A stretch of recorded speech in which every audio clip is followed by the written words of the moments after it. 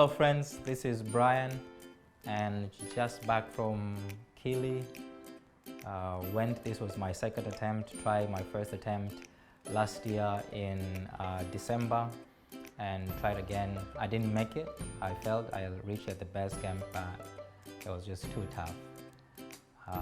And came back in December, then prepared myself, went back in February, and I made it. So today I want to share 5 tips that really helped me to be able to make it, and hopefully it will actually help you as you're planning to actually do kili. So the 5 tips, I've broken them down into 2 segments. One is before the climb, and the other 3 are during the climb. Now let's start with before the climb. So Kili mountain, the highest mountain in Africa, it's a very unique feat that anyone can try. The good thing is that anyone, most of us, with a bit of training, you can actually summit Kili.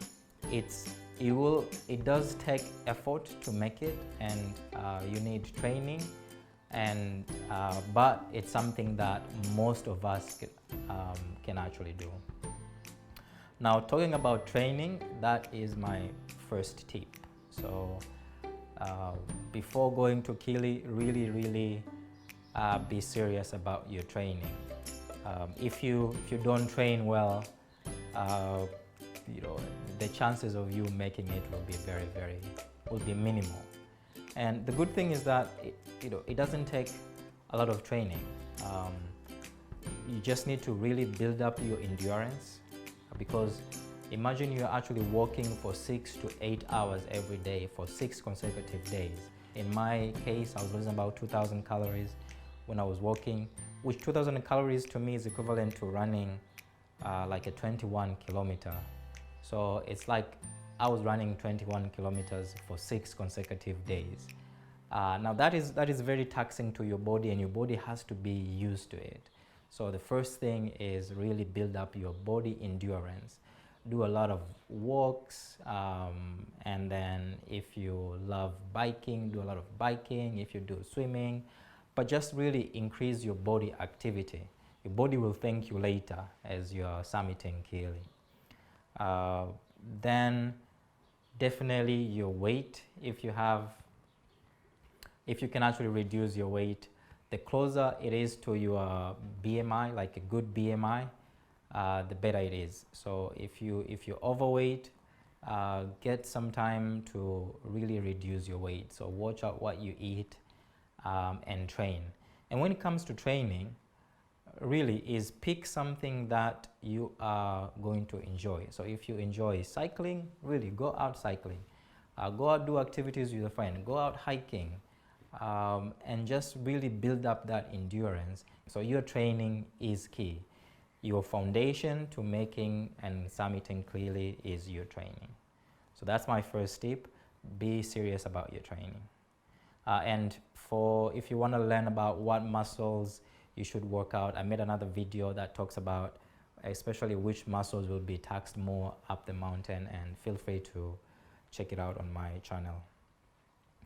The second tip is choose a good route and itinerary. When we went the first time, we went through Marangu route, which is the shortest route, which makes it cheaper.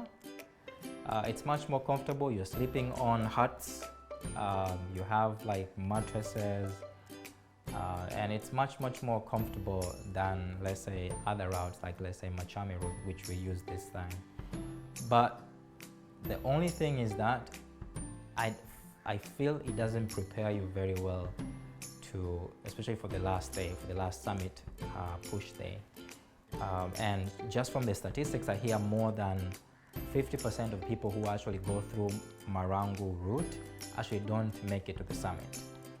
Whereby if you choose other routes, like let's say Machame, really has, I think, a 70% of you making it to the summit. So really choose a route that gives you the highest chance of summiting. So Machame is much harder than Marangu, but I think it prepares you better. It has better acclimatization than Marangu. I felt less headaches than Marangu route. I felt much more refreshed. And the second part is we were not walking a lot, like a huge distance in a day. Just the first 2 days, yes, we made actually big distances, but after that, we were just doing 5Ks, and then even the last day, we camped at Kosovo Camp, which is 4 kilometers from the summit. Where else in Marangu, we camped at Kibo, which is 5 kilometers from the summit. So a 1 kilometer difference there, and it's quite big, especially if your energies are very, very low. So those are my 2 tips before the climbing. The first, the most important, do your trainings, be very serious on your training. The second is choose a good route and a good plan for summiting. So those are the 2. Now, during the summit, so you have trained, you chose a good route. Now you are, going to start climbing the mountain.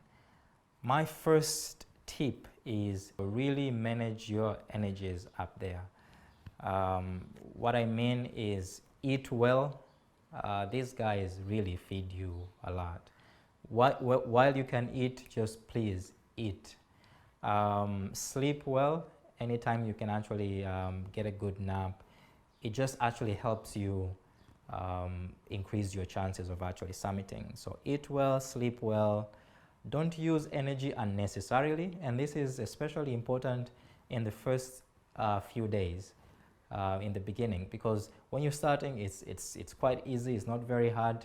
You might feel like, oh, this is how it will be all the time, but trust me, the higher you go, the more difficult it becomes, and those energies you lost, maybe throwing stones, going up unnecessary rocks, you'll come to remember them later. So really just chill, sleep, eat well, rest, go talk to the porters at the camp once you reach, and just enjoy it. So that would be my first tip during the climbing, is really watch out your energy, because as you're summiting as well, you might start losing appetite. So any period of time where you can actually eat, please feed. That would be my first tip. My second tip, this will be my 4th tip now. During the hiking, is protect yourself from cold and wind, especially for us who are coming from hotter climates. It's going to be very cold up there. So let's say an example is we were going, and then the temperature was getting into 4 degrees centigrade, and at the summit it was like -16. So for us who are coming from hotter temperatures, protect yourself from the cold and the wind. So take protective layers, get yourself a balaclava, a buff, anything that can actually protect you, because the last thing you want is you to actually feel very cold. And the colder you feel, your body actually uses more energy to heat your body up, so you actually be losing more energy if you get cold.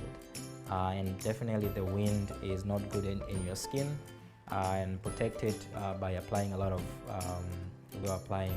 Vaseline, and that actually helps your skin, because it's very windy. If you expose your skin to wind, you'll start cracking and the skin will start peeling. So really protect that. It can be very painful. So that will be my 4th tip overall, 2nd tip during the climbing.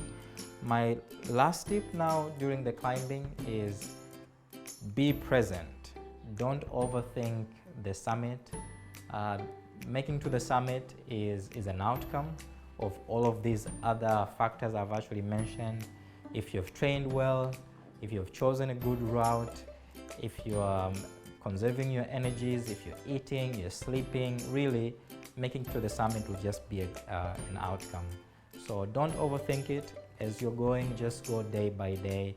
Be present, enjoy the climate over there. You'll go through 4 different climatic zones.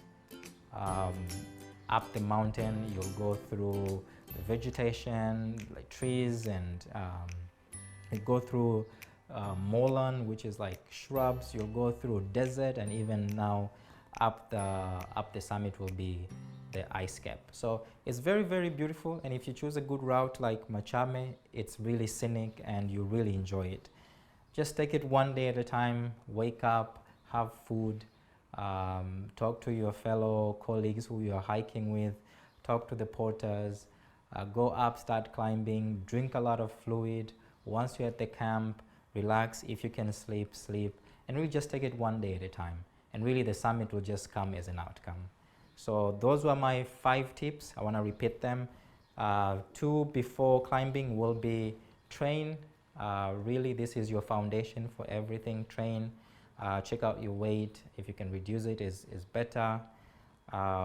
Second is choose a good route and good plan for summiting. Third will be energy management. So manage your energy when you're hiking. Don't use unnecessary. Eat well, sleep well, drink a lot of fluids. Protect yourself from the cold and the wind. And the last is just be present. So those are my 5 tips, and I wish you all the best with the summit. Thank you very much.